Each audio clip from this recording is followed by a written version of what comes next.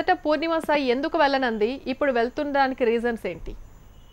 అయితే పూర్ణిమ సాయి దాదాపు 2 గంటల పాటు తనకు ప్రత్యేక నిపుణులతో కూడా కౌన్సిలింగ్ ఇవ్వడం జరిగింది. అయితే 2 రోజుల నుండి తనకు కౌన్సిలింగ్ చేస్తూనే ఉన్నారు. అయితే ఈ రోజు ఉదయం నుంచి 12 గంటల వరకు ప్రత్యేక నిపుణులను పిలిపించి ఆమెకు కౌన్సిలింగ్ ఇవ్వడం జరిగింది. అయితే పూర్ణిమ సాయి ఇంటి నుండి ఎందుకు వెళ్లిపోయింది, తను కారణాలు ఏంటనే అంశం పైన కూడా దాదాపు 2 గంటల పాటు అమ్మాయిని కూడా ప్రశ్నించడం జరిగింది.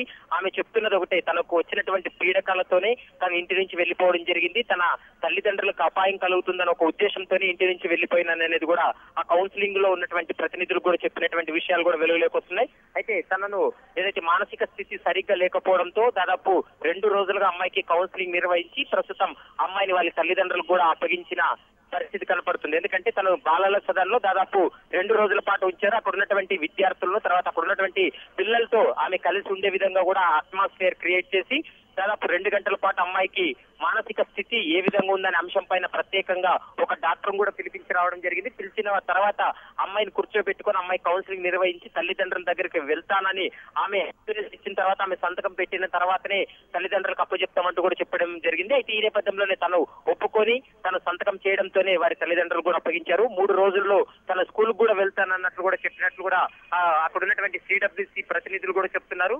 దాదాపు సంవత్సరం పాటు అమ్మాయి పైన పర్యవేక్షణ కొనసాగుతుంది. గత అంటే నెల రోజులకు ఒక్కసారి అమ్మాయి దగ్గరికి వెళ్లి కౌన్సిలింగ్ ఇవ్వడం జరుగుతుంది అనేది కూడా సిడబ్ల్యూసి కూడా స్పష్టం చేసింది. ప్రస్తుతం మాత్రము తల్లిదండ్రులకు మాత్రం పూర్ణిమ సాయిని కూడా అప్పగించడం జరిగింది. 3 రోజుల తర్వాత తన స్కూల్ కు వెళ్లేందుకు కూడా మేము అనుమతిస్తామంటూ కూడా ఇప్పటికే సిడబ్ల్యూసి. ప్రవీణ్, మరి పూర్ణిమ సాయికి పూర్తయింది. వారి తల్లిదండ్రులు కూడా పూర్ణిమ సాయిని అప్పగించారు. దాదాపు 45 రోజుల పాటు పూర్ణిమ సాయి మిస్సింగ్ కావడం సంచలనం సృష్టించింది.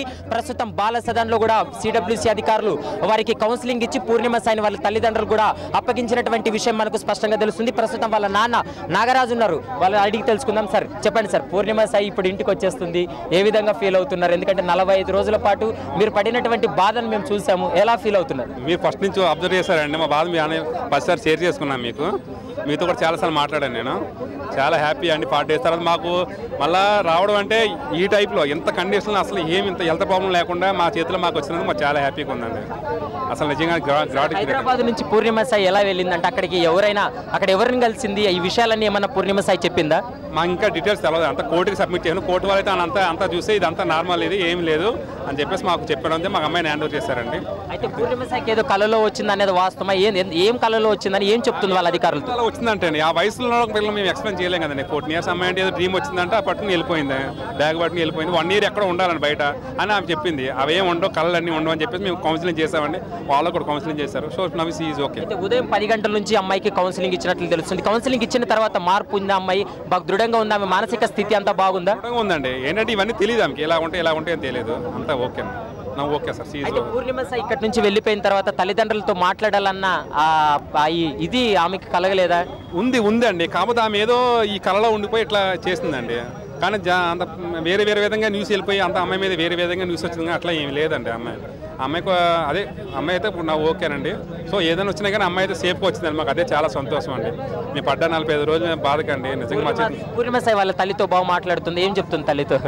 నేను అంత ఇక్కడే ఉన్నానండి. ఎందుకంటే చెప్పేది ఏమని చెప్పండి, నా 4 hours ఇక్కడే అమ్మాయితో కూర్చుని అమ్మాయి చెప్పిన కబుర్లన్నీ వింటా అమ్మాయితో హ్యాపీగా అంతా నడిచిపోయిందండి. అది మళ్ళీ అంతా ఎవ్రీథింగ్ ఫైన్ అండి. పూర్ణిమ సాయిని అప్పగించారు. అయితే సిడబ్ల్యూసి అధికారుల సమక్షంలో ఎన్ని రోజుల పాటు ఉంటుంది అమ్మాయి? 1 year పాటు వాళ్ళ అధీనంలోనే ఉండే విధంగా తీసుకెళ్ళిపోతామండి. ఇప్పుడు తీసుకెళ్ళిపోతున్నాం అమ్మాయిని. ఇప్పుడు మాకు అప్పచెప్పేసారు, ఆల్రెడీ తీసుకెళ్ళిపోతాం. తర్వాత ఎడ్యుకేషన్ కంటిన్యూ చేసే అవకాశం ఉంటుంది. కంటిన్యూ అవుతుంది. కొద్ది గ్యాప్ అమ్మాయి కొద్ది మామూలు 3 రావడం కొన్నాళ్ళు గ్యాప్ ఉంచి తర్వాత తీసుకెళ్తామండి. ఇది మనం చూడొచ్చు. పూర్ణిమ సాయి విషయంలో మాత్రం పూర్తి స్థాయిలో ఆ అమ్మాయికి మాత్రం కౌన్సిలింగ్ ఇచ్చడం జరిగింది. కౌన్సిలింగ్ అధికారులు ఉన్నారు, వాళ్ళని అడిగి తెలుసుకుందాం. సార్ చెప్పండి సార్, ఏదైతే కౌన్సిలింగ్ నిర్వహించడంలో పూర్ణిమ సాయి ఎలాంటి విషయాలపైన ఆమె దృఢంగా ఉండడానికి మీరు కౌన్సిలింగ్ ఇవ్వడం జరిగింది?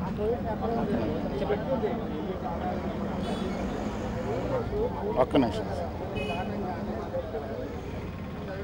అది యాక్చువల్గా మేము సిడబ్ల్యూసీకి ముందు మా కౌన్సిలర్ సైకాలజిస్ట్ కౌన్సిలింగ్ చేస్తారు.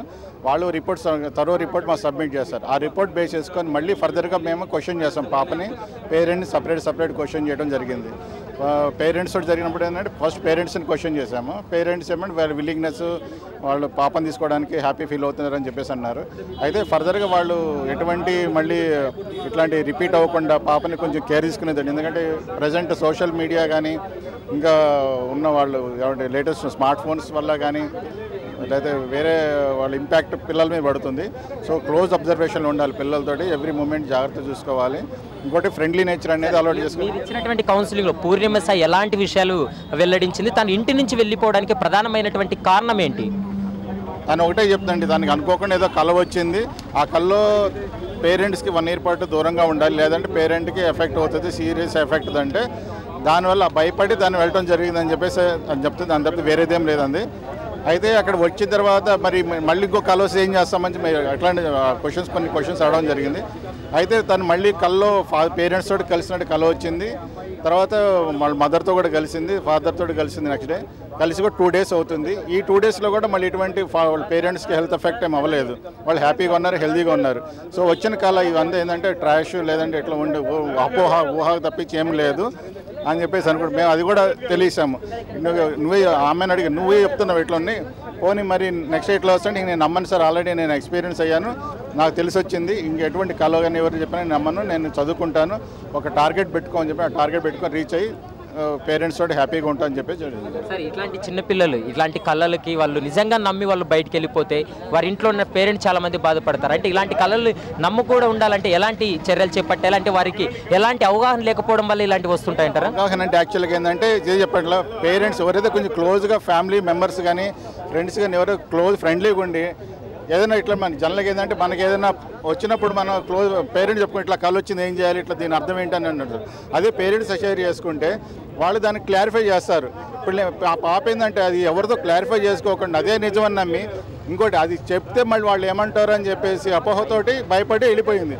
అది కనుక పేరెంట్స్ తోటి ఏ పిల్లలైనా సరే షేర్ చేసుకుంటే అపోహలను తొలగి మళ్ళీ ఫ్యాక్ట్ అండ్ నిజమేంటో తెలుస్తుంది, ఇట్లాంటి ప్రాబ్లమ్స్ అన్ని అరైజ్ కాకుండా ఉంటాయి. పూర్ణిమ సాయి పూర్తిగా రికవర్ అయింది అనుకోవచ్చా కౌన్సిలింగ్ ఇచ్చిన తర్వాత, తల్లిదండ్రులు కలిసిన తర్వాత? పూర్తిగా రికవర్ అయిందండి, 100% అది మేము అష్యూర్ చేసుకున్నాము.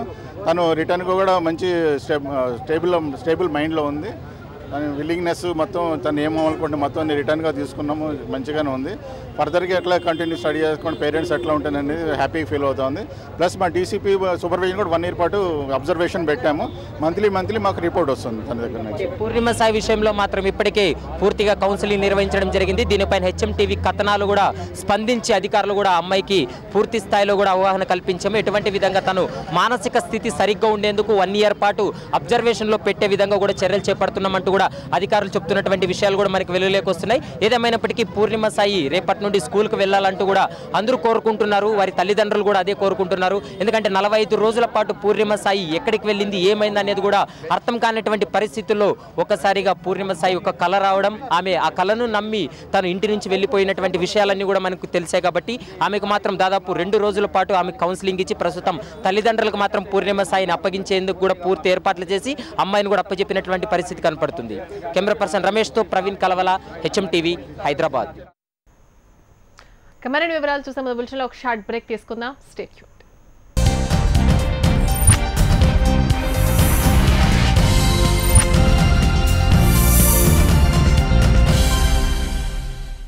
Indian food on a global platter. Desi to Videshi. With our very own master chefs.